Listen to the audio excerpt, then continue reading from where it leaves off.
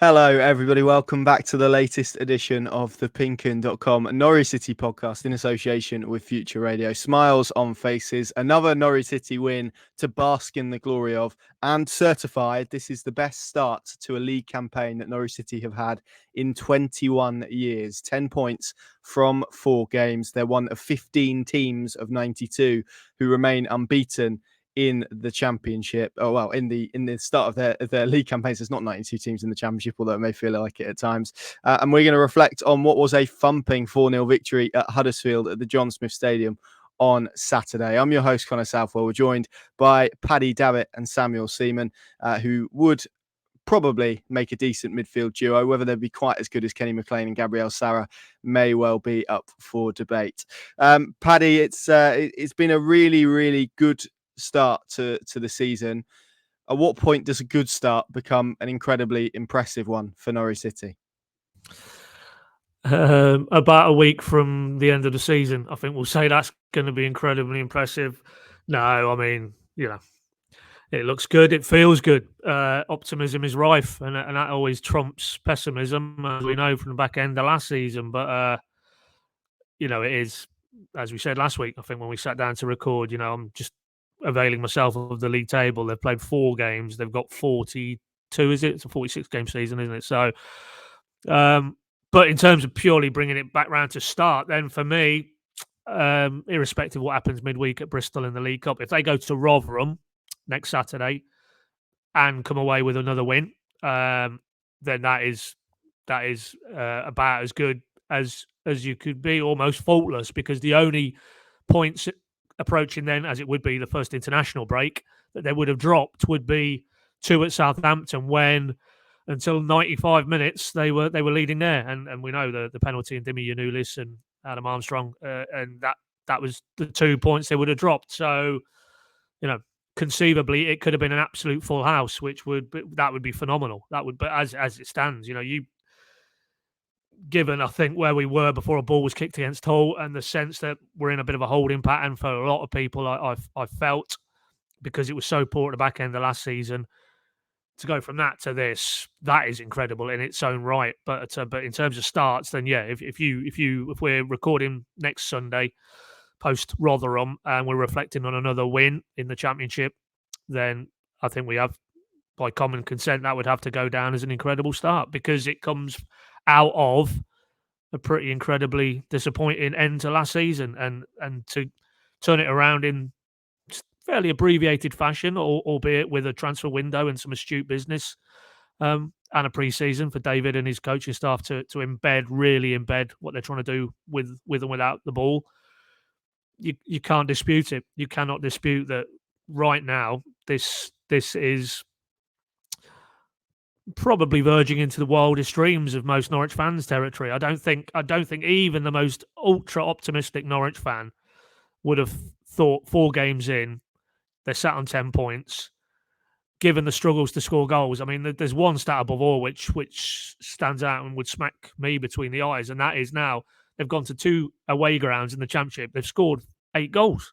8 goals in 2 Championship away games is, well, it's ridiculous output, let's be honest, and particularly given that their struggles to score at home and away last season towards the end of the season. So props to Wagner, his coaching team, those players, and everybody else connected to Norwich City. They are delivering and then some, and it's great to see.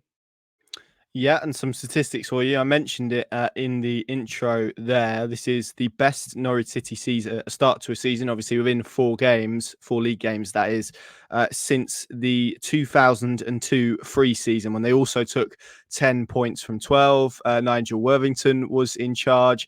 That was they started with a 4-0 win at Grimsby, 1-1 draw at Rotherham, 2-0 win over Brighton, and a 1-0 victory over Gillingham. Paul McVeigh scored 4 goals in the first 4 games, although not quite John Rowe levels, because he didn't score in that Rotherham game, and they actually went on to 6 before they eventually were beaten by Sheffield United in the first part of September, 3-2 at Carrow Road. So it's not unprecedented. It has been done before. And if you want a word of warning, as maybe how good starts don't always translate into good finishes, in that league season, they ended up finishing 8th. So, and that was outside of the playoffs in the old Division 1. And that was actually below Ipswich Town as well, who finished in 7th. So it goes to show that good starts don't always equate to good seasons. But my goodness me, for all of the context that we've spoken about at length on this show and various shows, it was so desperately needed. And you mentioned the goals there, Paddy. I mean, this away record under David Wagner really is pretty incredible. The last time they went back-to-back games scoring 4 goals was his first 2 away games in charge, Preston and Coventry. They won both of those games and looked very impressive in the making. But he's only lost 3 away games as Norwich City boss, one of those being Bristol City, which we'll come back to later, West Brom, and obviously the implosion at Middlesbrough towards the back end of the campaign. So Norwich have actually, since he's been appointed, enjoyed a very, very good record on the road. It was at Carrow Road towards the latter stages of last season where that issue arrived. And the one stat that I did want to mention, Sam, to bring it full circle, is that they are now the Championship's top scorers. I mean, it's a remarkable start, and it's been, maybe crucially, most important of all, a really, really fun start for Norwich City supporters. Yeah, and it's not really the sort of performance we expected based on pre-season. I know their summer was based mainly around keeping clean sheets, tight games, and at one stage I thought this is going to be a season of fine margins, maybe of difficult watches at times. But every game that Norwich have played, they've been entertaining to watch. They've been fluid in possession. And it's a number of things that I don't think Norwich fans were ever expecting to associate with David Wagner based on the end of last season. But they're impressing in all the elements that I think I was worried about. They've had some players who have really stepped up in those areas. And I think there were maybe inconsistencies last season that we were talking about as areas Norwich needed to improve on. And Gabriel Sara, I think, has stepped up another level even from last season when he was arguably their best player, obviously won the player of the season. Jonathan Rowe is somebody who stepped up in those creative and wide areas when we said they needed one of those. And the strikers, to be fair, for a trio who haven't necessarily scored a good or an exciting number of goals throughout their career, have really lit it up at the start of the season. So I think the main concern would be whether they can keep that up. There are a lot of elements that feel like outliers at the moment. And as much as that is positive, and Norwich have managed to improve on areas where we said they needed to, I think it's going to be a challenge now for Wagner and for his players to continue to stand out in areas that maybe they haven't previously. I think it will be interesting to see how Wagner now develops his philosophy, because throughout his career, he's been a head coach that's been based mainly on getting tight wins and solidity at the back. It must be quite a different scenario for him now that all of his informed players and most talented players appear to be in those offensive areas. But I think he's adapted his style of play and his ideas really, really well to suit this group, and they seem to be fitting together really well. So my only concern would be whether they can continue to almost be outliers, and whether this is just a sort of freak period, because it's not exactly what we were told to expect really going into the season. But you know, I don't see them slowing down unless this Josh Sargent injury really has much of a significant impact on how they tactically set up. And I think as a player, there's no doubting the fact that Adam Eder coming in is going to struggle to fill Sargent's boots. I think just based purely on their attributes, that's hard to disagree with, but it's whether the system fails too much. I think if tactically that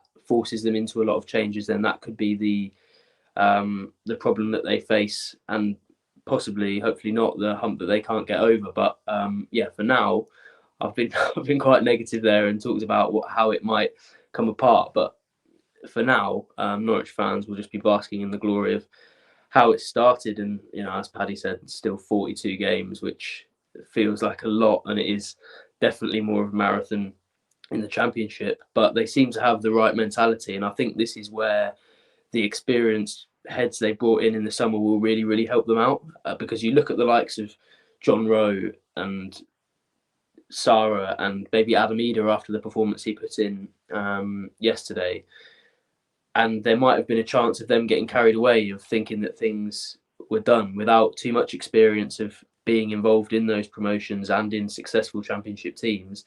They could be tempted to get overly excited about this. But the good thing is they've got the likes of Shane Duffy, Ashley Barnes, Jack Stacey, now Adam Forshaw, who I'm sure we're going to talk about later. But they have been in these promotion seasons before, and they know that nothing's won at this stage.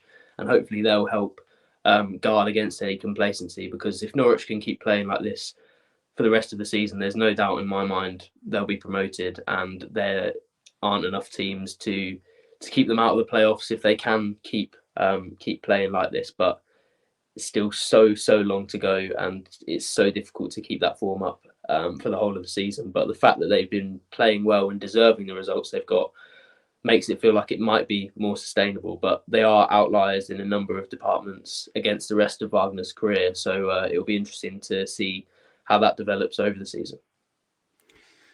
Indeed, I keep telling people, and they say, "Oh, it's great." And speaking about maybe what's to come later down the line, I think at this moment in time, given everything that happened towards the back end of the season and how bad the feeling was, I think it's really important just to remind people to enjoy where Norwich City are, and almost not what, because that's so far in the future. I think we can reflect on it, and we can talk about as you did pretty well, about how various aspects of the jigsaw puzzle may come off, I guess, and how it might unravel and how seasons might whatever. But I think it was so important for all the reasons that we listed, and it's been so lovely actually to see almost the repair of what's happened between the fan base and the players and whatnot. And that's by no means to say that everything's rosy again and perfect again and they're out of the woods again, but I just think it's important that people have got back to enjoying it and enjoying going to places, be it Carrow Road, be it other grounds, and watching a Norwich City team play football and perform pretty well as well. There were aspects yesterday. I know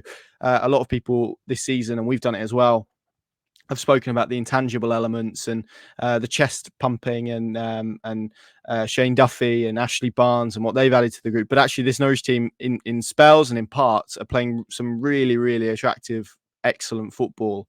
There were a couple of phases yesterday where they just kind of cut through Huddersfield with really slick passing moves, and that's not to say that's solely what the game is based on. They've been a little bit more direct at points as well, and I think you see that with Fashnak's kind of hopeful ball for the first goal, and there were a couple of moments where they went longer as well, and then they try and play off second balls, and we spoke about the adaptability element. But I think fundamentally it's just about it was, and this is why a fast start was so important for David Wagner, yes, but also for those fans who had to witness a lot of dross towards the end of last season, and that feeling and getting that feeling back has been really important. But as you say, Sam, there are hints of the fact that this could potentially be more sustainable because of their performance levels. They went, 8 games last season without defeat under Dean Smith, and I think we were probably sat here on the podcast going, "Oh, they're not playing very well," and it feels like this isn't particularly sustainable. It feels slightly different this time around. And Paddy, I mean, we've mentioned the goals and the strikers, and this probably will lead us on to a bit of a discussion about Josh Sargent inevitably. But I want to talk about all three of them really, because we're 4 games into the season, and they've got 7 goals between them and 3 assists. A breakdown of that: 3 goals for Josh Sargent, 1 assist; 2 goals for Ashley Barnes, 1 assist; 2 goals for Adam Eder, and 1 assist. And given where we've been in terms of the striking discourse around Norwich City, it's been so centred around Teemu Pukki. There was a real over-reliance on him to score goals and produce the goals to either keep Norwich City in the division or to try and get them out of it, as was the case throughout his Norwich City career. The fact the goals have been spread between those 3 players in particular, you can obviously chuck John Rowe into the equation now, and we will come on to him definitely later, but particularly those 3 strikers, given maybe how everyone felt maybe life could go post Teemu Pukki, it's been a really, really good start for those 3, hasn't it? Excellent. And for me, I mean, you reeled off the stats, and stats tell us a proportion of the full story, but not the full story. I mean, Ashley Barnes didn't get an assist for that goal after half time on Saturday, but it was his ball around the corner, his awareness to release Eder, who then found Rowe. Excellent, razor sharp incision. But that again is Ashley Barnes and his contributory elevation of these two younger players, that they look different players, even in a smaller sample with Ida. But he does look a better player, as Sargent has done with Sargent in and around them. And that's not just on the pitch. What we see visibly on a Tuesday or a Saturday or a Sunday, it's clearly around the group and what they're doing day in, day out at Colney. Because ultimately what we see at Huddersfield, what we saw at Southampton, what we see at Gower Road, that's just a representation and a reflection of the body of work that they're now doing at Colney every day, day in, day out, and getting those cultures right. And for me, the catalyst is Barnes, because Sargent was there last season, Ida was there last season. They've shown what they're about, but they've also shown elements that they're raw, that they need to learn their trade, essentially, which is understandable given their age and their career profile. But in Barnes, you've got a player at the other end of the spectrum, serial Premier League operator, off the back of a championship title win with Burnley. He knows what it's all about. He's been there. He's got multiple t-shirts in the wardrobe. And David Wagner touched on this again in the build-up to this game. Oh, Paddy, you've muted there halfway through. Don't worry, it wasn't very. You were getting so passionate about Ashley Barnes. You've managed to, I don't know, smack the. You know what it is? There's a mute button. I'm going to turn this around. This won't work for audio, but there's a mute button there. I think I probably just touched that with my chin. So that's probably a lesson to not sit so close to the microphone. But I don't know where I dropped out. But I mean, basically, for me, it's not so much Barnes on the pitch, it's Barnes off the pitch. And David Wagner touched on this. I think it was in the run-up to the Huddersfield game, that he knows when to have a joke and clown around, but he also knows when to get serious. And, you know, if I'm Josh Sargent, if I'm Adam Eder, if I'm any of the younger strikers in and around watching him, observing him, how could you not learn and add elements to your game? And as a result, you know, the proof is in the goals and the assists. And, you know, because he's the only, if you look at it, if you break it down, what's the difference between those three this season and last season in terms of Norwich? Well, the difference is Ashley Barnes wasn't there. So, you know, you have to give him huge credit that he has, in a relatively abbreviated period of time, had such a talismanic impact on two young strikers. And it was also telling for me, just bringing it completely back to Saturday's game, that when Sargent went off very early on, and okay, Norwich are 1-0 to the good, he stepped up, it felt for me, another level in that leadership. And you know, he's not the eye-catching scoring the penalty, having a part in that third goal, but it was his play in and around those elements, and almost that he knew he had to maybe take on a little bit more responsibility in Sargent's absence and guide Adam Eder a little bit as well. And, you know, it's probably not too much of a stretch to say that he is the catalyst. I know Duffy was good again yesterday, and you know, Stacey has shown what he's about. Fast-snacked with each passing game, looks a very astute piece of business. We've still got Science to drop into the mix now, Adam Forshaw. But really, I think you know, it's telling who was the first signing that both Webber and Wagner targeted. It was Ashley Barnes. So they knew what they were trying to achieve by bringing him into the building, and boy, has he delivered so far. And you know, the only concern, because at the back of your mind, is still the thing that was there at the front of a lot of people's minds. He's 33. You know, can he maintain this physically? The endurance race that is the championship. Can he continue to go to the well? Because I don't think he's at this stage a player who would be able to be kept in reserve and brought on and maybe play in the last 15, 20 minutes of games and see them over the line. He is very much front and centre and needs to remain front and centre for the foreseeable. And that's the only thing that I have a doubt about, is that, you know, he didn't play a huge amount of minutes for Burnley, it's fair to say, last season. He might have to this season for Norwich. But that aside, you know, I'm sure if we were able to bring Adam and Josh into this record studio now and talk to us about Ashley Barnes, then they would eulogise about him, wouldn't they? Because, you know, clearly we see it from one perspective, but they're living it with him in the group. And, you know, it's just, we'll all wait and see. We're in a holding pattern now with Josh Sargent and the extent of his ankle injury. But if it wasn't to be great news in terms of the medium term and the length of layoff, at least if Barnes is there, you know, I think they navigate it in a better fashion than You know, if it was the mix of strikers they'd had last season, for argument's sake, because we all know as great as he was, Timo, it was on the decline at Norwich, and I have far more confidence that they can handle the omission of Josh Sargent for any length of time with Ashley Barnes, A, in the building, but B, doing what he's doing at the moment. Yeah, he's been fantastic. I thought he was fantastic on Saturday. Probably the standout man for me. Like you say, I know he scored from the spot kick, but everything that he did, everything, there was a spell in the first half where he dropped deep, and for 10 or 15 minutes, everything Norwich were doing seemed to centre in around getting the ball to Ashley Barnes and playing off him. He provides a real focal point. And then obviously all of the stuff that's been mentioned in terms of the intangibles and the mentality and the encouragement and the housery and all of those elements that he brings to a team. He's really surprised me in the best way. I've really enjoyed watching him a lot more than I probably thought I would. And look, to be fair, Burnley fans told Norwich that this would be the way. This is what he would bring. If you speak to any of them, they wouldn't be surprised by the impact that he's had at Norwich City. And you mentioned the impact that he's had on Josh Sargent and Adam Eder. Well, I spoke to Adam Eder at the John Smith Stadium yesterday. Spoke to Josh Sargent, I think, after the Olympiacos game.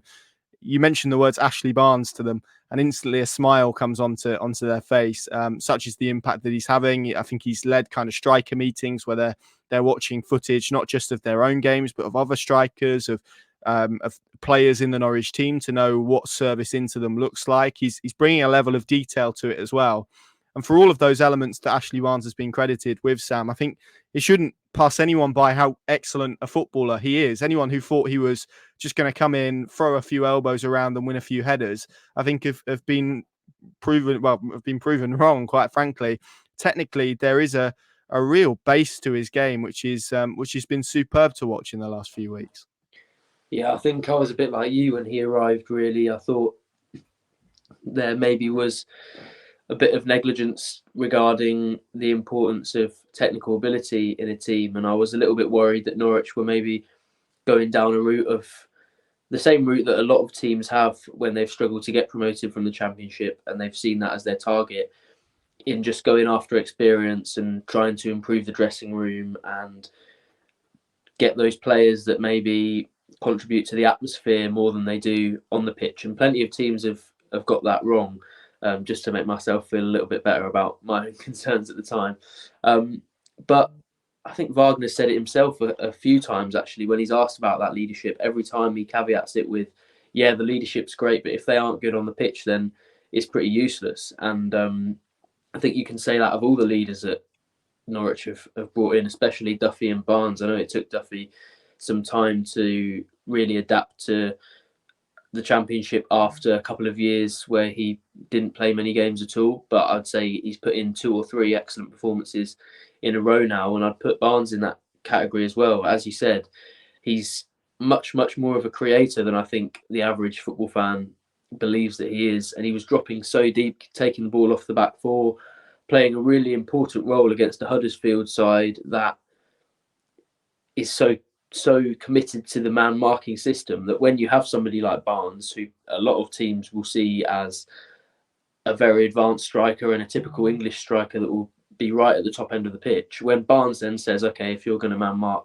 I'm going to drag you all the way back into the into my own half, then you have players out of position and uncomfortable. And I think tactically he's much more intelligent than maybe he gets credit for, as well as having the technical ability. And he will help Norwich unlock a lot of the problems that they'll face this season.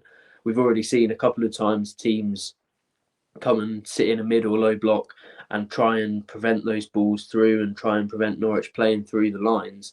I think that'll only increase as the season goes on, especially if they continue to perform in the way that they have. More and more teams, as they do against successful Championship teams, will just come, especially to Carrow Road, and just sit back. And I think Barnes, with his clever movement and intelligence and quite a good range of passing, I would suggest, can play that role for Norwich. It'll be interesting to see how that changes after the Sargent injury. I know we haven't really heard the full extent of how long they expect him to be out for, but I would be very, very surprised if against Rotherham on Saturday, given Wagner has initially given it the serious tag, if we saw a starting front two that was different to Adam Eder and Ashley Barnes. It'll be interesting to see how they adapt and how Barnes adapts his role with Ida, because I think Ida suits the play a lot more when he's facing it rather than receiving the ball with his back to goal.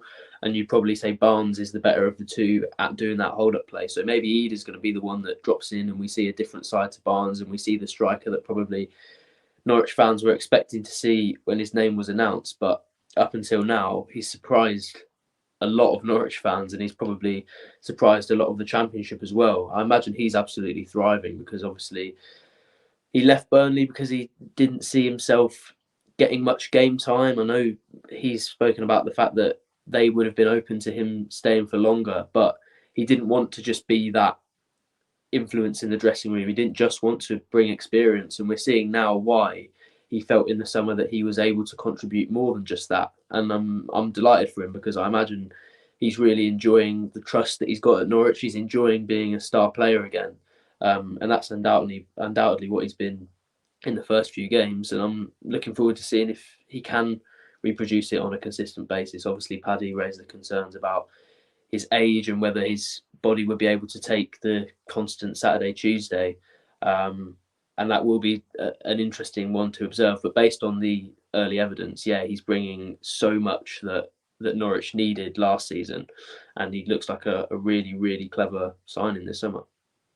I'll let you lads raise those concerns about his age with him, and you let me know how you get on with that. I don't necessarily see as much of an issue of that. I know he turns 34 later this year, but he's still super fit. I wouldn't say it's a game that's completely reliant on sprinting all over the place. He's quite intelligent with how he puts himself about. But yeah, I think it's clearly one that everyone is acutely aware of, and I'm sure the performance team will be monitoring pretty closely as well. Two moments I've enjoyed. We didn't really touch upon this last week, but I don't know if you've seen the video of him at the end of the Millwall game where he shakes hands. I think he's shaking hands with a Millwall player, but he seems to shake his hands and shove him in the chest at the same time. I don't know if you've seen that, but that's very good. And also after John Rowe's goal, when all of the players had all of the Norwich players had gone from celebrating back into their own half, he basically walked back with John Rowe and appeared to be basically shouting at him throughout the whole way. I think basically telling him to keep his feet on the floor, to keep going. It was a good bit of leadership. So yeah, the technical qualities absolutely, the mental qualities as well. Been very impressed with Ashley Barnes. Hopefully he can keep it up. And I guess this is a nice segue into the Josh Sargent injury debate. Then obviously it looks. I watched the footage of it initially, and it looks a nasty one because of the way that his ankle's kind of given way, kind of lands on it and it slips, and it's horrible. I guess you'll feel with that type of fall and impact that it could be ligament damage, and obviously the extent of ligament damage can keep you out from anywhere between a few weeks to many months, depending on how severe it is. We saw him emerge at the end of the game. He had a protective boot on. That is fairly sort of standard. James Maddison wore one last week for Tottenham, and he was playing the next weekend, so you can never read too much into that. David Wagner also described Tony Springett's injury as serious after QPR, and then he was absolutely fine for the next, maybe not the next matchday squad, but the matchday squad after. So they will be assessing it as we speak.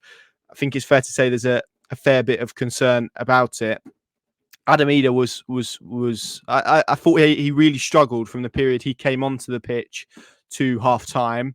And then once he got that assist that you say Ashley Barnes played a key role in, but to get that ball across to John Rowe, it had a quite transformative effect on him, I felt. And I spoke to him a lot about confidence, and you can read those quotes at PinkUn.com. But it was a pretty candid admission from him, really, that he does need an event or some confidence to really spark into the player that we all know he can be when he has it. And that fourth goal, I don't think I've seen him take a goal as confidently as that for a significant portion of time. Just kind of watching him go through, you always had the feeling, almost like you did with Teemu Pukki when he was in his real goal scoring run at Norwich City, where he'd be sent through and you just thought, yeah, this is going to end up in the back of the net. It's the first time I've kind of felt that with Adam Ida for a while when he got put through yesterday. He's clearly going to be given an opportunity in whatever the length of time that Josh Sargent remains sidelined, Paddy.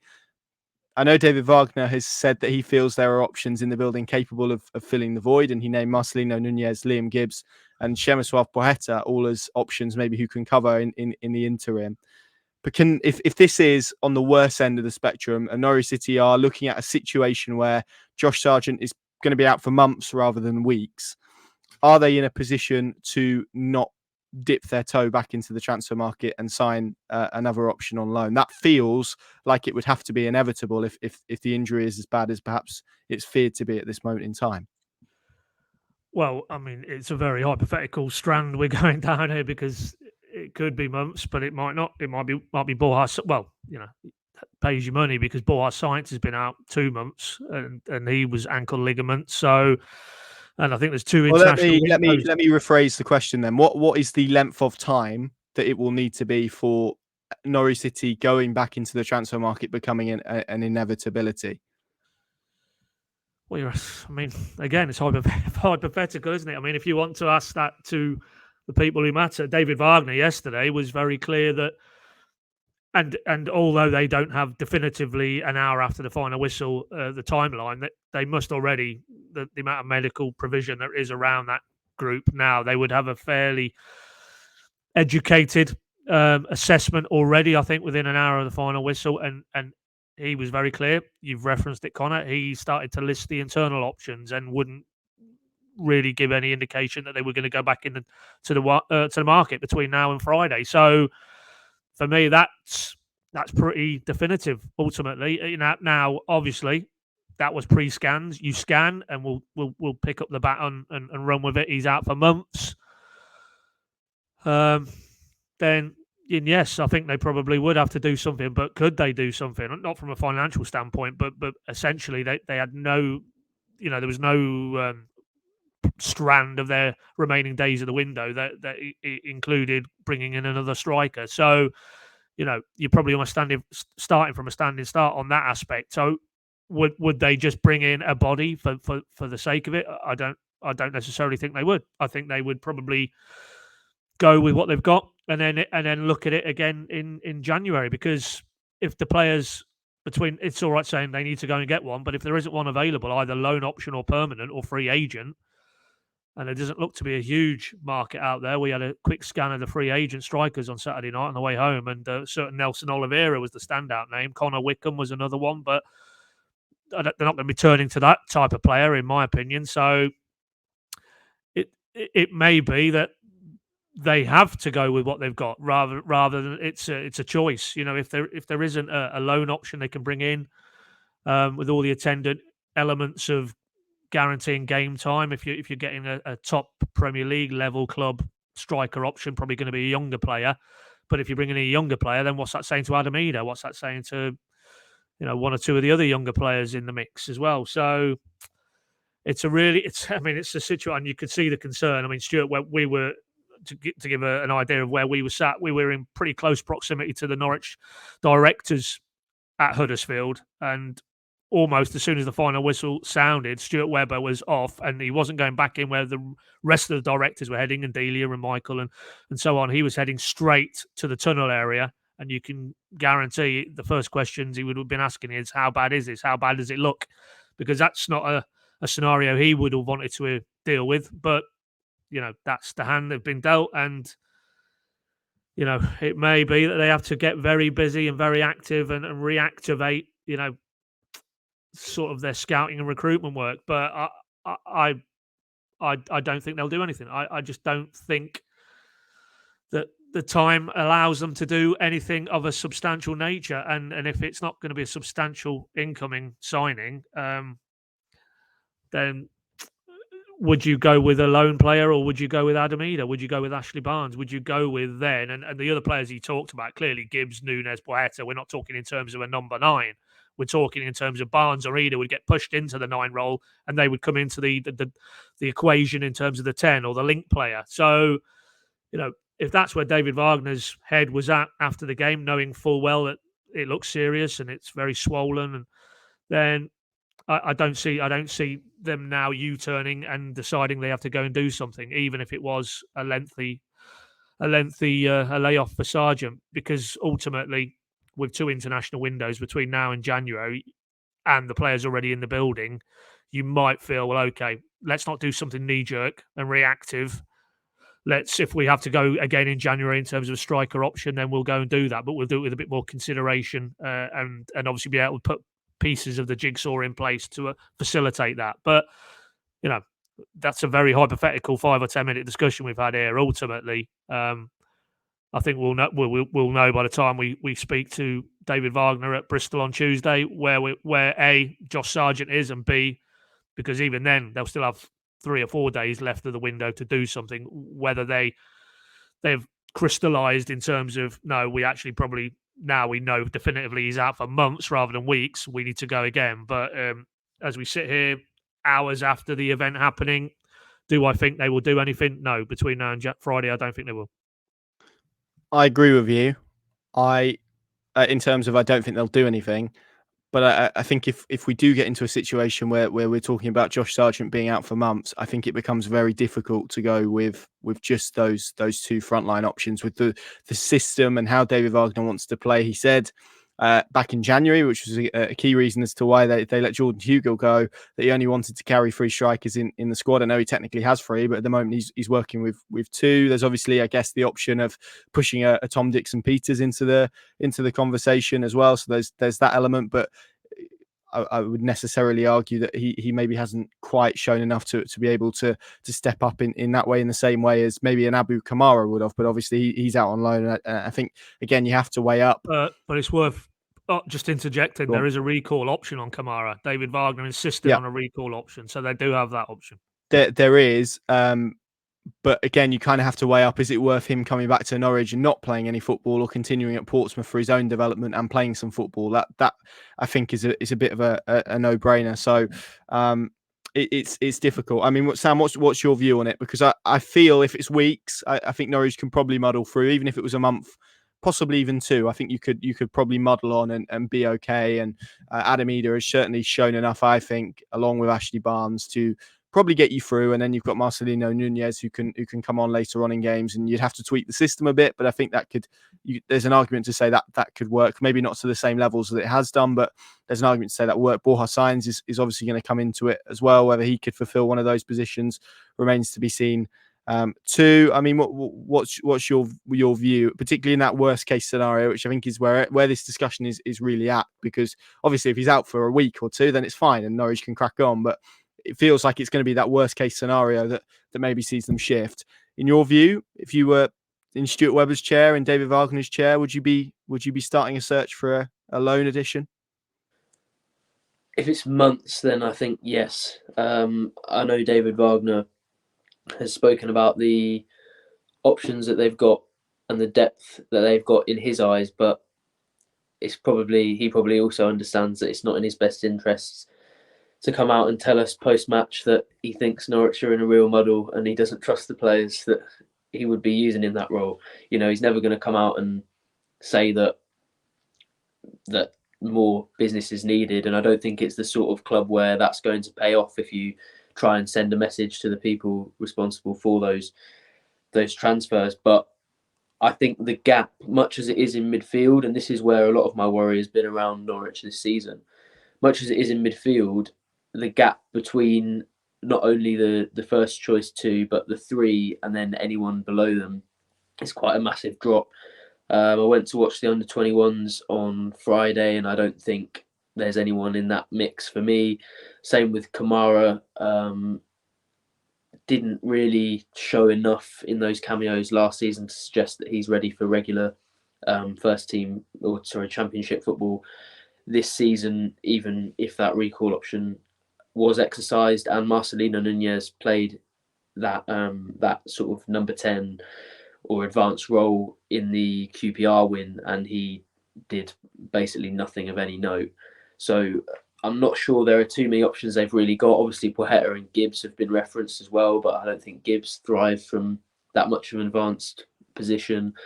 Poeta's decision-making and tactical intelligence probably isn't good enough to play in such an important role for Norwich and in how they function at the moment. So depth-wise, I think they're in a real situation if Sargent is out for a number of months, especially when you consider it's not just as simple as, oh, well, it'll be Barnes and Eder starting up front week in, week out then. Eder isn't somebody with an especially favourable injury record.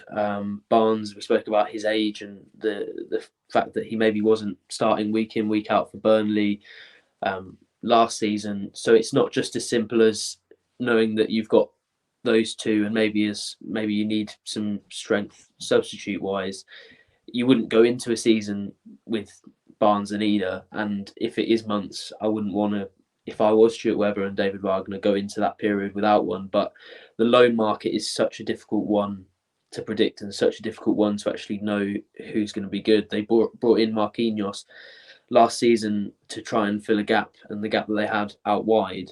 And all the signs were good. He was coming from Arsenal. He was highly rated in Brazil. He'd impressed in Europa League games, and then just really couldn't produce the goods for Norwich last season. So it's a bit of a difficult market in an unknown quantity. And the free agent market, as Paddy said, we had a little look, and it wasn't an especially exciting list of names that Norwich could probably get hold of on a short-term contract now. So yeah, basically I would feel quite negative about the situation if Sargent was out for a number of months, especially given how important the system has been in their success so far. It's not just like Wagner would be willing to adapt or would want to adapt his setup or his formation or his team, because that's worked so well for him, and the team has been drilled day in, day out to work in that system. So it's definitely a major concern if Sargent is out for a number of months. There is the unknown quantity of the fact that we haven't seen Borja Sainz in any role yet, and we don't know if he could be adapted to feature in that striking role. The same with Fasnacht, we haven't seen him in that position either, and Wagner did say that he can provide cover another time. And I can understand why you would, if you're desperate for a solution, would look around that squad and feel like there are options. But I don't think they have any that are in the same mould as Barnes and Sargent. I think Eder at least is somebody with a very physical, athletic profile, and that's what I think Sargent has done so well and what's so key in his game in this Norwich system. So in that sense, at least Eder is sort of a similar player.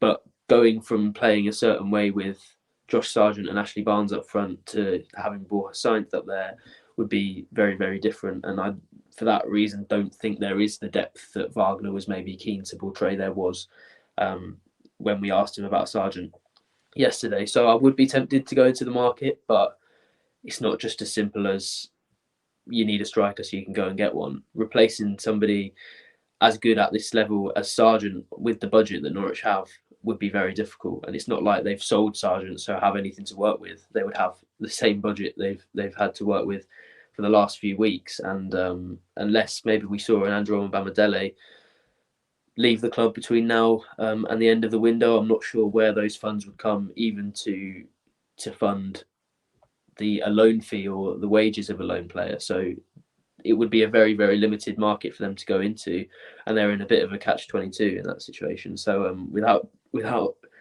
wishing to monger too much doom, it doesn't look especially good if Sargent is out for an especially long time.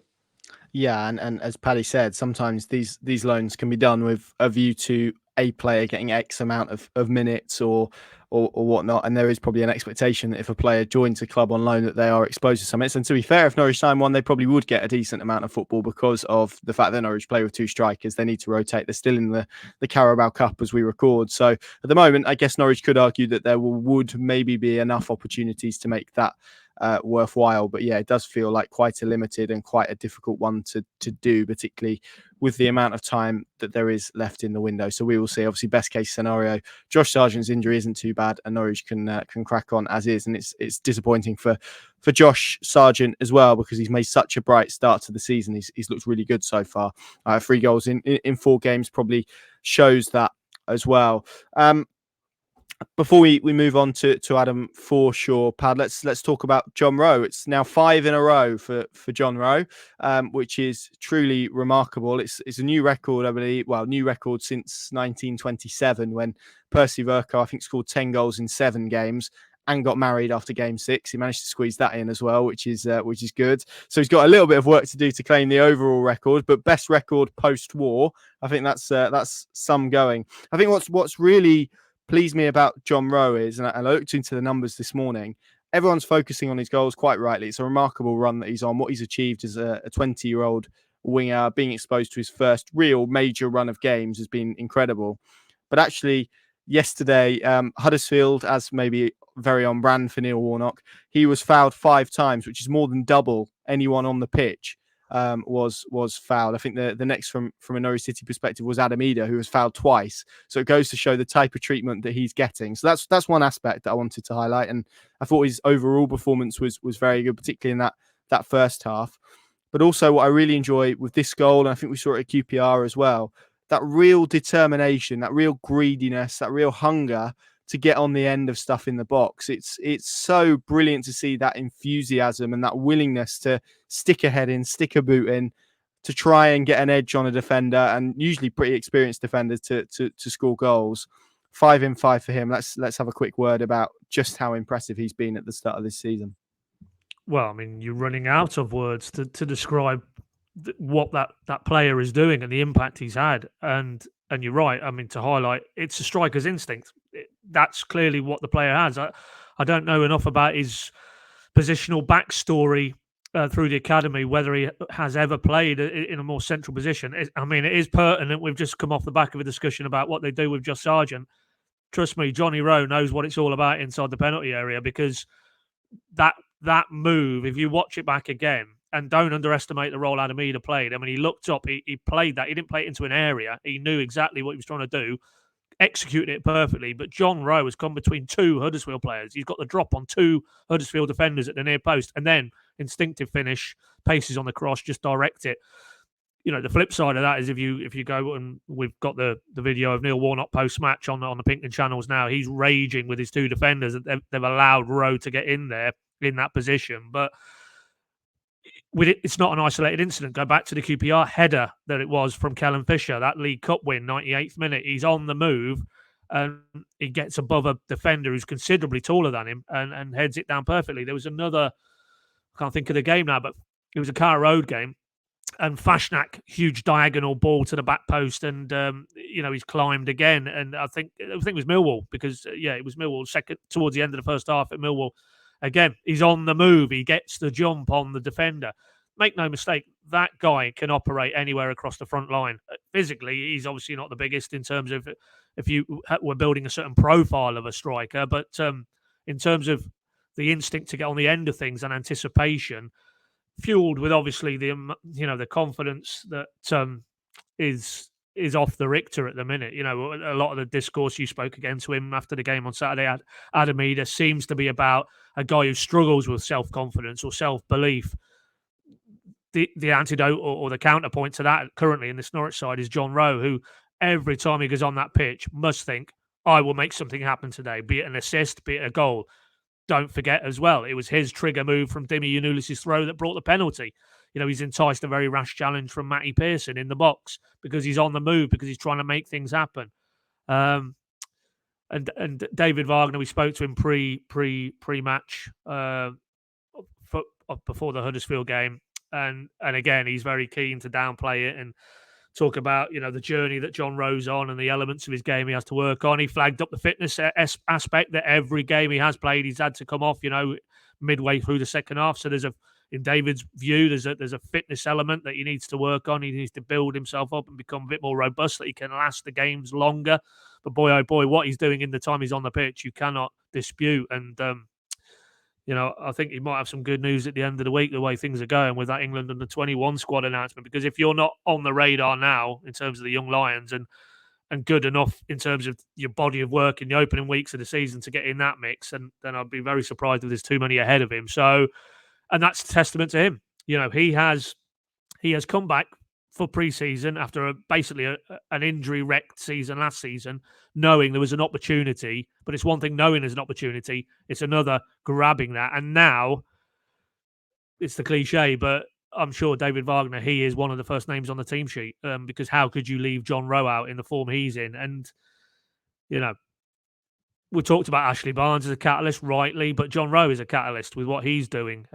He adds a completely different dimension to Norwich's play in the final third, because to take the point Sam made earlier, against teams who are very structured and rigid in their defensive blocks, you need players like John Rowe who can play off that and can spark something that if it was a game of kind of our system against your system, it could easily get cancelled out. You see that all the time in the Championship. But when you've got a player with the instinctive brilliance, not to overstate it, of John Rowe, then you can have a difference maker, and he is a difference maker. And you just hope that it continues in this vein, and that he's had his fair share of injury problems, and that he doesn't have anything of that to contend with. And if he doesn't, and he keeps his feet, proverbially, metaphorically, on the ground, then 5 goals, 5 games. What could he do this season? We could be talking about a player who, by the end of this season, is,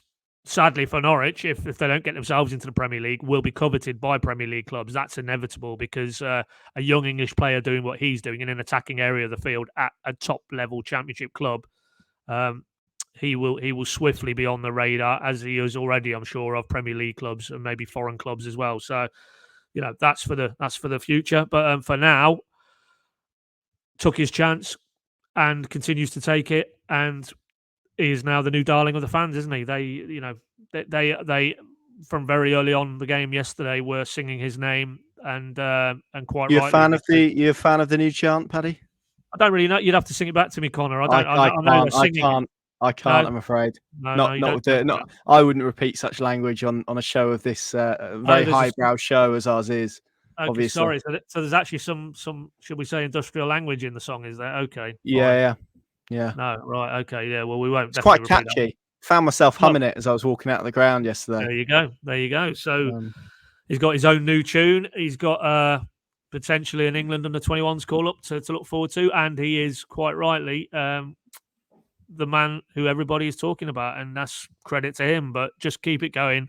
Try and block it out as much as you can. I mean, you were at the fans forum the other day, wasn't you? The Fan Social Club. He was on the panel there. You're better qualified than me because you was in the audience, but it sounded like he came across as very humble and, very grounded. And I don't think he strikes me as a guy observing from afar who's going to get carried away.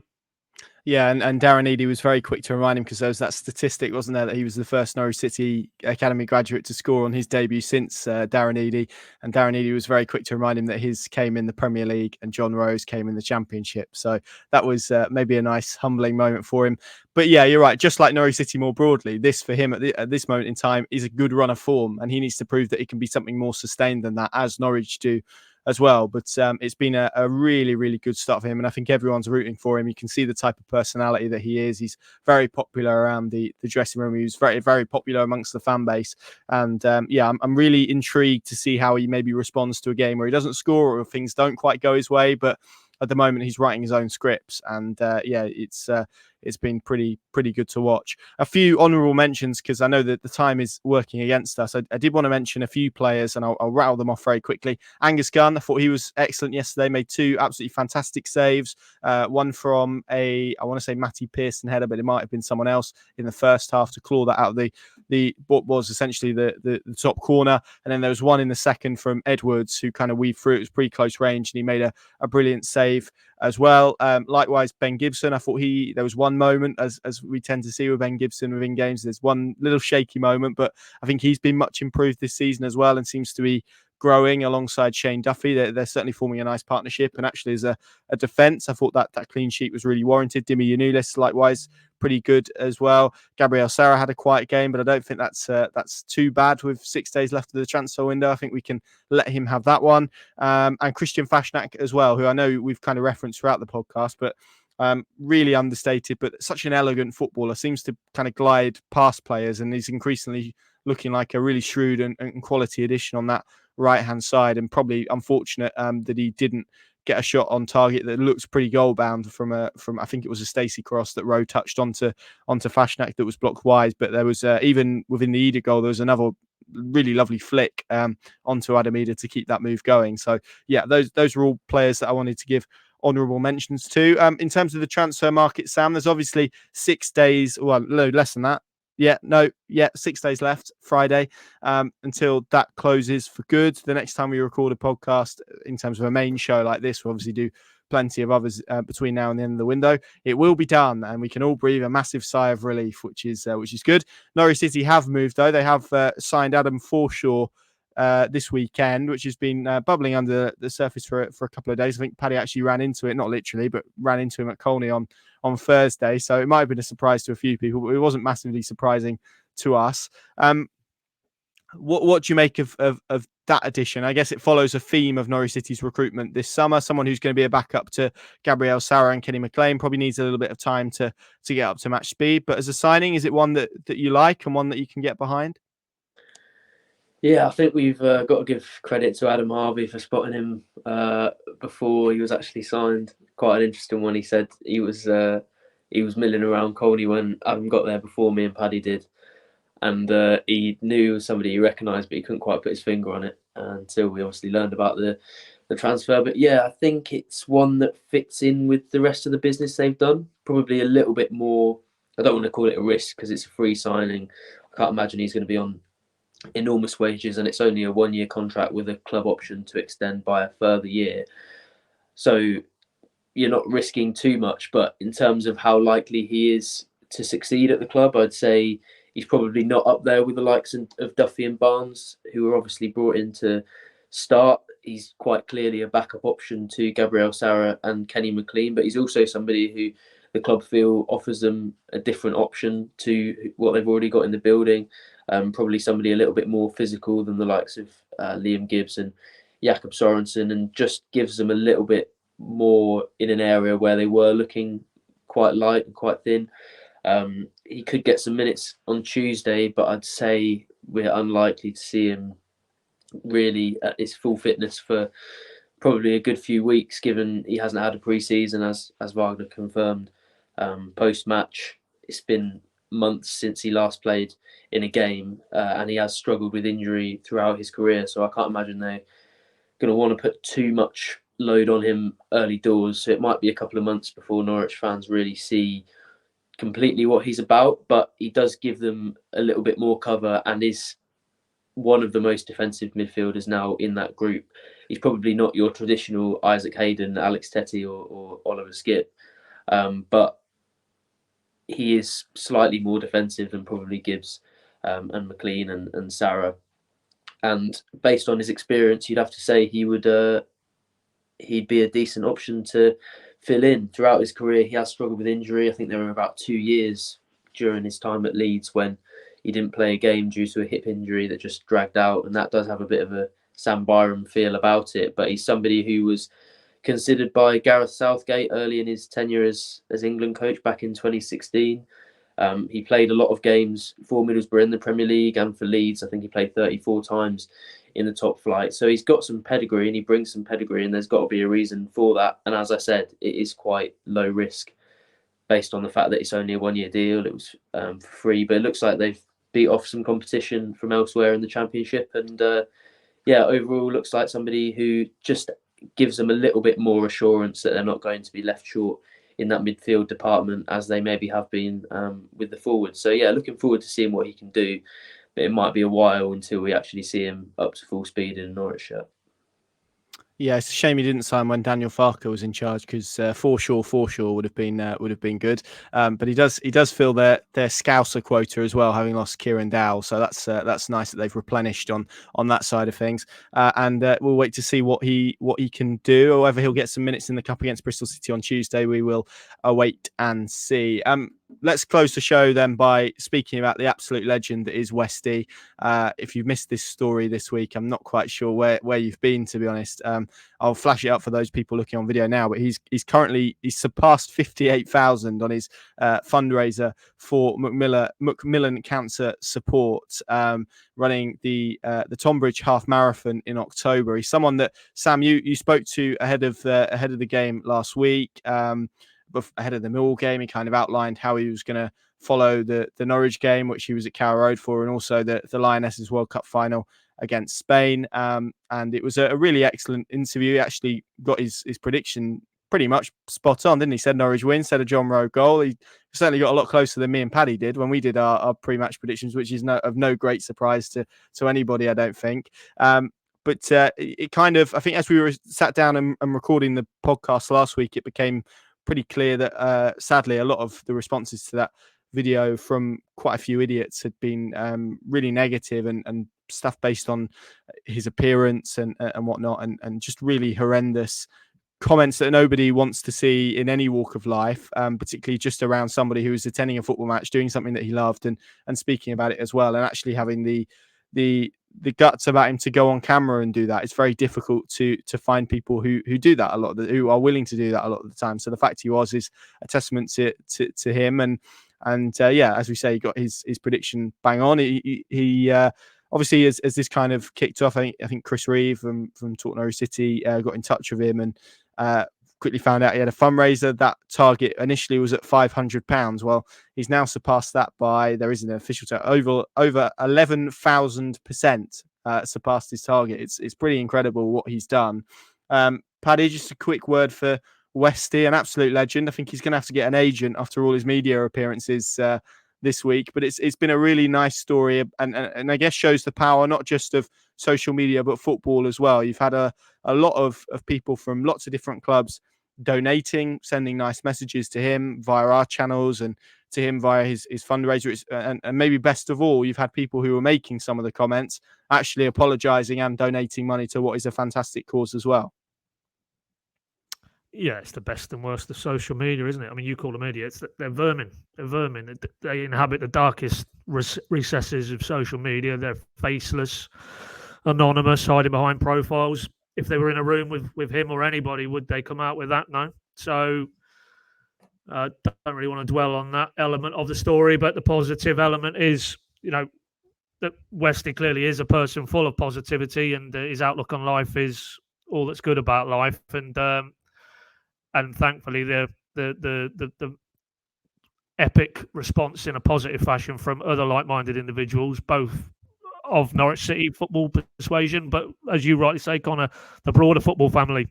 And it is a family. It's a community that rallied around him, really. And, it is a fantastic payoff. But it's sad that in this day and age we have to deal with the negative element of the story. But then that's the society we live in. But ultimately, great that Westy now is the designate fan of the year, because I don't know who else is going to knock him off that pedestal. So the spot amongst many of the laurels and accolades flowing towards him, if I don't see him holding up the Michel Dack trophy, I've got that right, haven't I? Yep. Come the end of the season, and that verges on as big a travesty as where Angus Gunn was in the top three for the Barry Butler last season. So good on you, Westy. Good lad. Yeah, absolutely. Anyone who knocks him off that perch is going to achieve something pretty magnificent as well. So that's a really lovely story, and we're all absolutely delighted for Westy, and not somebody that we were particularly aware of before it happened, but certainly someone we're aware of now, and someone who has a real zest for life. So it's been brilliant to see the positive response that he's got, and thank you obviously to everybody that has donated on that front. I think he's had over 5,000 people donate to it. It might have increased now. Yeah, 5,362 people who have donated to that fundraiser. So thank you very much for doing that. That seems like an apt place to leave the pod. All things well in the world of Norwich City. Everyone, well, nearly everyone knows that leagues aren't won in August. There's much more work to do for Norwich City. Positive weekend for Daniel Farker as well. Nice to see him doing well. I don't know why the people are talking about the significance of that victory in particular, but it's always nice to see him with doing well and recording important wins in East Anglia. And we will see you again for the very next show. See you soon.